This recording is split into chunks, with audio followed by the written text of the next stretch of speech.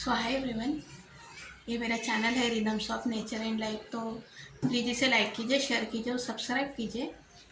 एक छोटा सा वाकया, जब मैं पढ़ती थी और साथ में जॉब भी करती थी, तो वो मैम थे, पैथोलॉजिस्ट थे। तो मॉर्निंग में 7 बजे जाती थी मैं और वहाँ पहुँच जाती थी, क्योंकि जो ब्लड शुगर वगैरह के पेशेंट हैं मॉर्निंग में आते थे। तो सुबह मैम फ़ोन कभी पिकअप नहीं करते थे, क्योंकि उनको उनकी बेटी थी, उनका जो भी वर्क था, घर का काम था, जो भी था वो सब मैनेज वो खुद ही करते थे। तो एक बार फ़ोन आया सुबह 7 साढ़े 7 के बीच में। तो मैंने ही पिकअप किया था फ़ोन कि पंडित जो श्री श्री रविशंकर है, उनका फ़ोन था वो। तो मैं मैम तो आई ही नहीं, उन्होंने तो 2-3 बार कॉलिंग गई, तो उन्होंने उठाया नहीं और मैं भी नहीं गई। उस तरफ मैं जाती नहीं थी, क्योंकि वहाँ उनकी तिजोरी वगैरह है, जो भी सर का कैबिन था, वो डॉक्टर थे तो उनका कैबिन था, तो मैं वहाँ ज़्यादा जाती नहीं थी। लेकिन जब कोई नहीं गया तो मैंने फ़ोन पिकअप किया वो, क्योंकि रिंग 3-4 बार बज चुकी थी। तो मैम बोले कि छाया जाकर देख। जब मैंने फ़ोन उठाया तो मैंने कहा सर कौन बात कर रहे हैं आप? तो वो बोले कि मैं नागपुर से हूँ, सिर्फ आप मैम को बता दीजिए, रजनी मैडम को, कि नागपुर से फ़ोन आया है। तो मैंने इतना झल्ला के बात की उनके साथ। मैंने कहा मैम बात नहीं करते किसी से सुबह वक्त, आप सिर्फ नाम बता दीजिए, मैं उनको आपका नाम बता देती हूँ, वो आपको कॉल बैक करेंगे। तो फिर भी उनकी आवाज़ वही धीर गंभीर की हल्की सी आवाज़, कि नहीं आप सिर्फ उनको बता दो कि नागपुर से फ़ोन है। फिर भी मैं चिढ़ के ही बात कर रही हूँ उनके साथ, क्योंकि मुझे पता ही नहीं था आगे कौन है। तो बाद में फिर मैंने कहा ठीक है, इतना आप बोल रहे तो मैं रख देती। और थोड़ी झल्ला के बात करने की मेरी पहले आदत थी, बहुत थी। अभी थोड़ी सुधर गई, मैं बहुत सुधर गई। बाद में मैंने फ़ोन रख दिया एज इट इज़। और मैंने तीनों बार उन्होंने हल्के से बात की एकदम मेरे साथ, कोई उन्होंने गुस्से से बात नहीं की, कुछ नहीं। फिर मैम जो है, जो श्री श्री जो रविशंकर वो थे, उनकी फ़ैन थी, वो उनके पास हमेशा मार्गदर्शन वगैरह के लिए जाते थे वो। तो मैम से शायद उन्होंने नंबर वगैरह दिया होगा मैम ने। बाद में मैंने उनको बुला कर लाया, फिर उन्होंने बात की उनके साथ, कि मैंने कहा कि वो 2-3 बार बोल रहे हैं और बहुत ही कुछ बड़े पर्सन लग रहे हो।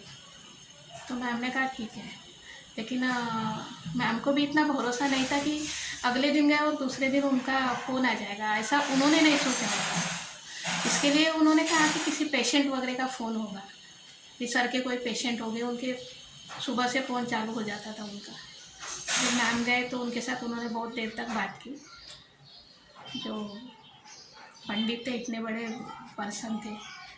तो ये इस तरह का हो जाता है, अगर हम किसी से अगर किसी का फ़ोन आता है, किसी का भी हो सकता है, कोई काम का रहे, कभी नहीं भी हो सकता, लेकिन आगे वाले से थोड़ा बात कीजिए। अगर तो आपके गलत बात कर रहा है तो छोड़ दीजिए, लेकिन आपको कुछ काम की बात कर रहा है, कुछ करना चाहता है, तो एक बार आप बात कर सकते हैं उसके साथ। लेकिन मेरी ज़िंदगी की सबसे बड़ी गलती हो गई कि वो कितने पर्सनालिटी क्या है उनकी, उनके साथ मैंने किस तरह से बात की।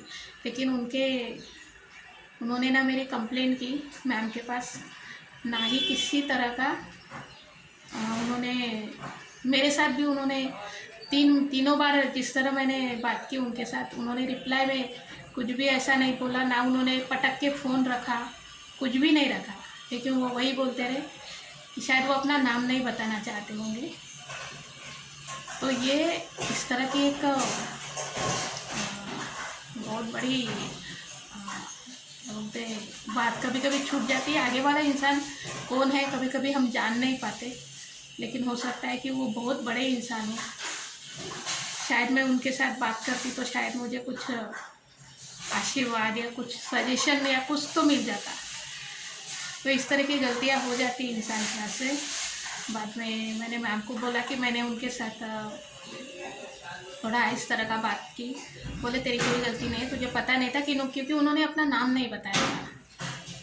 बाद बाद में उन्होंने फिर से उनका कुछ सत्संग था, तो बाद में हम गए थे शायद। तो ये उस वक्त का वाक़या था।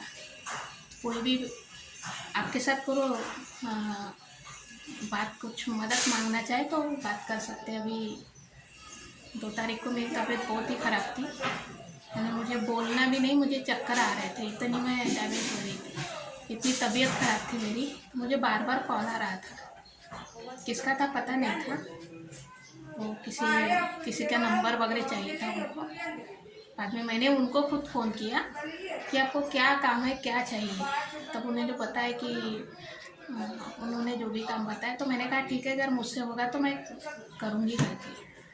तो ये इस तरह का होता है। कभी कभी हो सकता है कि हम फ़ोन पे बैठे बैठे भी किसी की मदद कर सकते हैं, तो ये इस तरह का हो जाता है। कभी कभी किसी का फ़ोन आता है तो काम का हो सकता है, हम कई बार पिकअप ही नहीं करते, और बहुत बार किसी के मैसेज का रिप्लाई नहीं देते। हो सकता है कि हम जिसे शायद अवॉइड कर रहे हैं, या फिर हम किसी का फ़ोन पिकअप नहीं कर रहे, तो अपने भी कुछ काम का हो सकता है, किसी काम की बात हो सकती है अपनी। तो ये छोटा सा वाक़या था ये। और दूसरी बात, फ़ोन भी आता है, अगर आपको कोई गलत बात कर रहा है तो ठीक है, आपसे कुछ गलत मांग रहा है तो ठीक है, लेकिन अगर नॉर्मली बात कर रहा है तो बात कर सकते हैं। एक बार बात करने से किसी का कुछ बहुत बड़ी कुछ कम ज़्यादा जो भी है वो नहीं होता, लेकिन ठीक है, अपना अपना एक नेचर होता है, अपनी एक सोच होती है, अपना एक औहदा होता है, हम उससे बाहर नहीं जा सकते। लेकिन ये छोटा सा वाक़या है जो मुझे उस वक्त नहीं करना चाहिए था, मुझे ज़रा आराम से बात करनी चाहिए थी उनके साथ। तो इस तरह का कभी कभी हो जाता है, गलती हो जाती है, तो वो गलती उस वक्त हुई थी मेरे साथ। तो बस इतना ही कहना था।